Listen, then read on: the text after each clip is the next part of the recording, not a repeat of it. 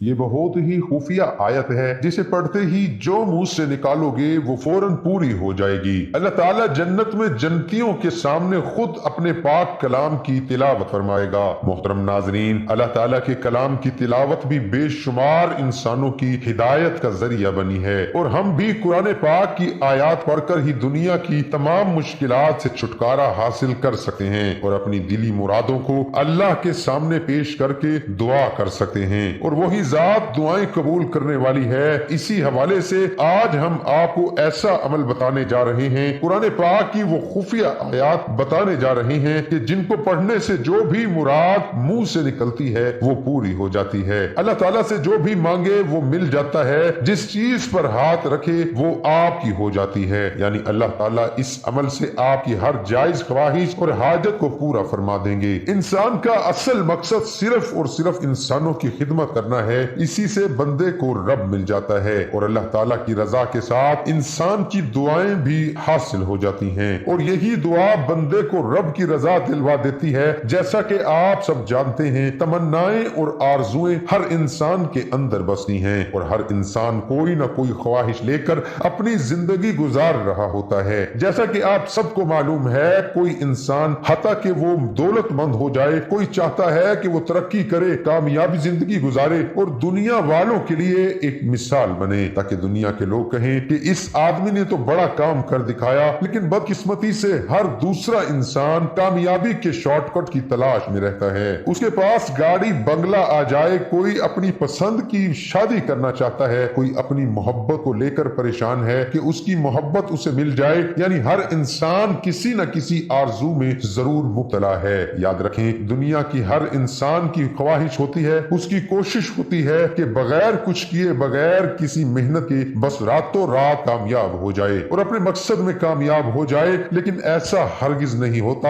ہر کامیاب انسان کی زندگی کا مطالعہ کریں گے تو ہمیں پتہ چلتا ہے کہ کسی بھی کامیاب انسان نے کبھی شارٹ کٹ سے کامیابی حاصل نہیں کی، اور نہ ہی وہ سونے کا چمچہ لے کر منہ میں پیدا ہوا، دن رات محنت کر کے بعد میں پھر اور کئی مرتبہ اس کے مقام تک پہنچتے ہیں، اور پھر دنیا کی اعلیٰ ترین شخصیت میں ان کا نام آتا ہے۔ قرآن پاک کی جن آیات کے بارے میں بتایا جا رہا ہے، یہ آیات آپ کو ہر مقصد میں کامیابی دلوا دے گی۔ آپ جیسا چاہیں گے انشاءاللہ ویسا ہی ہوگا، اور جس چیز کی آپ تمنا کریں گے اللہ تعالیٰ آپ کو وہ ضرور عطا فرما دیں گے۔ جو عمل آپ نے کرنا ہے وہ یہ ہے کہ سب سے پہلے آپ نے پاک صاف ہو جانا ہے، وضو کر لینا ہے، صاف ستھرے کپڑے پہن لینے ہیں، اور اس کے بعد قرآن پاک کو کھول لینا ہے۔ قرآن پاک کو کھولنے کے بعد آپ نے سب سے پہلے کیا کرنا ہے کہ درود پاک پڑھنا ہے۔ اس کے بعد سورۃ حشر کی آخری 3 آیات کی آپ نے تلاوت کرنی ہے۔ دن میں آپ نے صرف ایک بار یہ عمل کرنا ہے۔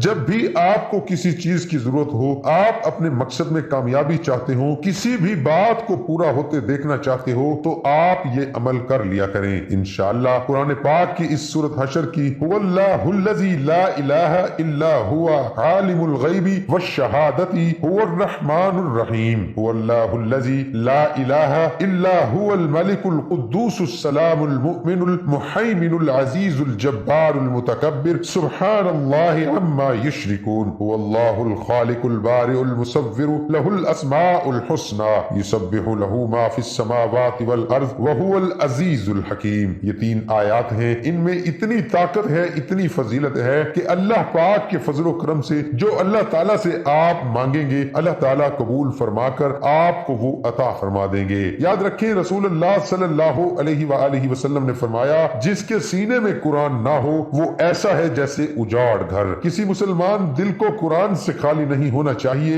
نبی کریم صلی اللہ علیہ وآلہ وسلم نے ارشاد فرمایا، جو شخص قرآن کی ایک آیت سنے، ایک آیت سننے کے لیے بھی کان لگا دے، اس کے لیے ایسی نیکی لکھی جاتی ہے کہ جو بھرتی چلی جاتی ہے، اس کے بھرنے کی کوئی حد نہیں بتلائی، اور جو شخص جس آیت کو پڑھے وہ آیت اس شخص کے لیے قیامت کے دن نور ہوگی۔ اس نیکی کے بھرنے سے بھی زیادہ ہے۔ قرآن مجید کیسی بڑی چیز ہے کہ جب تک قرآن پڑھنا نہ آئے، کسی پڑھنے والے کی طرف کان لگا کر سن ہی لیا کرے، وہ بھی ثواب سے مالا مال ہو جائے گا۔ نبی کریم صلی اللہ علیہ وسلم نے ارشاد فرمایا کہ جو شخص صبح کے وقت سورۃ حشر کی آخری 3 آیات پڑھے تو اس کے ساتھ اللہ تعالیٰ 70,000 فرشتے مقرر کر دیتے ہیں، وہ شام تک اس کے لیے دعا اور استغفار کرتے ہیں۔ اگر اس دن مر جائے تو شہید بن کر مرے گا، اور جو شام کو پڑے گا اس کو بھی یہی مرتبہ حاصل ہوگا۔ حضرت نبی کریم صلی اللہ علیہ وسلم نے ایک شخص کو وصیت کی کہ جب تم رات میں سونے کے لیے اپنے بستر پر جاؤ تو سورۃ حشر کی آخری 3 آیاتیں پڑھ لو، اور فرمایا کہ اگر تم رات میں یہ پڑھنے کے بعد سوئے اور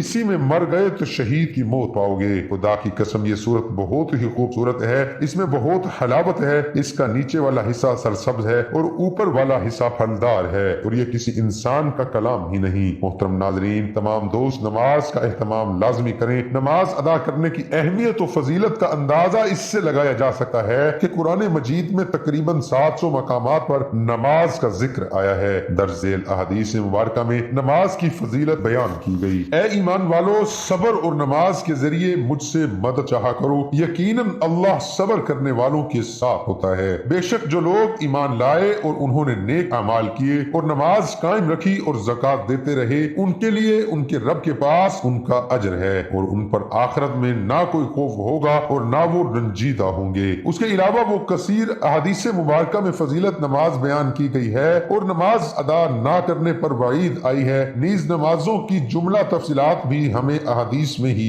ملتی ہیں۔ حضرت عبادہ بن صامت رضی اللہ تعالی عنہ سے روایت ہے کہ انہوں نے رسول اللہ صلی اللہ علیہ وآلہ وسلم کو یہ فرماتے ہوئے سنا، 5 نمازیں ہیں جن کو اللہ تعالیٰ نے اپنے بندوں پر فرض قرار دیا ہے۔ جس نے ان نمازوں کو بہترین وضو کے ساتھ ان مقررہ اوقات پر ادا کیا اور ان نمازوں کو رکوع سجود اور کامل خشوع سے ادا کیا تو ایسے شخص سے اللہ تعالیٰ کا وعدہ ہے کہ اس کی مغفرت فرما دے گا، اور جس نے ایسا نہیں کیا، یعنی نماز ہی نہ پڑھی یا نماز کو اچھی طرح نہ پڑھا، تو ایسے شخص کے لیے اللہ تعالیٰ کا کوئی وعدہ نہیں ہے، اگر چاہے تو اس کی مغفرت فرما دے اور چاہے تو اس کو عذاب دے۔ دعا ہے کہ اللہ تعالیٰ میرا سنانا اور آپ کا سننا اپنی بارگاہ الہی میں قبول اور منظور فرمائے، آمین ثم آمین۔ تمام دوستوں سے گزارش ہے، اللہ تعالیٰ کے 99 ناموں میں سے ایک نام کمنٹ میں ضرور لکھیں۔